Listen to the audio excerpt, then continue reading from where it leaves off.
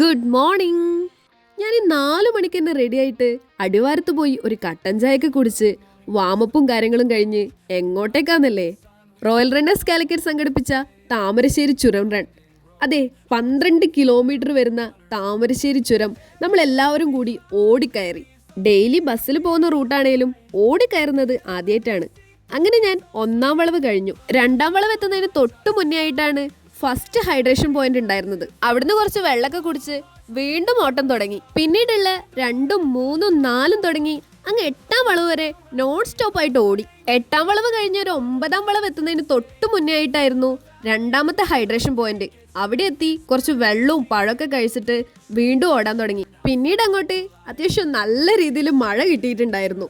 ആ മഴയത്ത് തന്നെ ഓടിയിട്ട് 9-ാം വളവും കഴിഞ്ഞ് വയനാട് ഗേറ്റ് കടന്നപ്പോൾ ആ ഒരു സന്തോഷം ഉണ്ടല്ലോ, പറഞ്ഞറിയിക്കാൻ പറ്റില്ല.